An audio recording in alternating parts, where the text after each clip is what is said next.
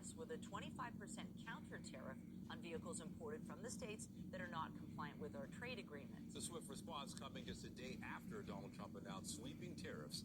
And today there was an instant toll on the markets and on the auto assembly line. CTV's Queen's Park Bureau Chief Siobhan Morris joins us live with the latest. Siobhan.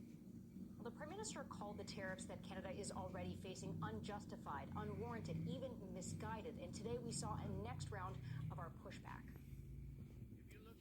While Donald Trump didn't levy new tariffs against Canada from the White House's Rose Garden, today the Prime Minister acknowledges the global economy is fundamentally different today than it was yesterday. Mark Carney calls the 3 different tariffs Canada is already under unjustified, now hitting back on auto tariffs that kicked in overnight. With 25% tariffs on all vehicles imported from the United States that are not compliant with CUSMA, our North American Free Trade Agreement. The U.S. content in CUSMA-compliant vehicles will be tariffed too, but there will be no tariffs on vehicle parts. We take these measures reluctantly, and we take them in ways that's intended and will cause maximum impact in the United States and minimum impact here in Canada. The counter tariffs could generate some $8 billion, money to go back to auto workers and companies.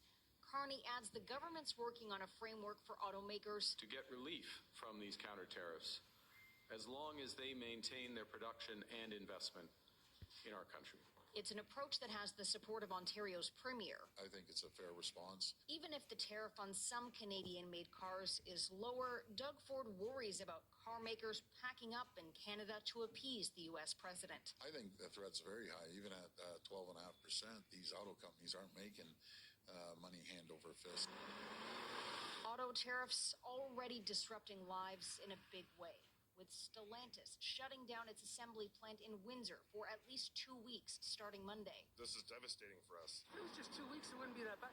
But we don't know what's going to happen after the 2 weeks. The company has also temporarily closed plants in Mexico and the United States as it assesses the impact of tariffs.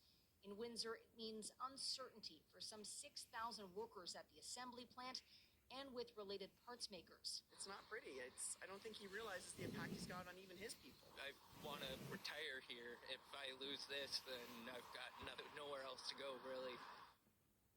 Now, we don't have any detail, but President Trump has signaled he does intend to add tariffs on pharmaceuticals, on lumber, and semiconductors, so Canada may have to develop even more retaliation plans. Reporting live from Queen's Park, I'm Siobhan Morris. Michelle, back to you. Thank you, Siobhan.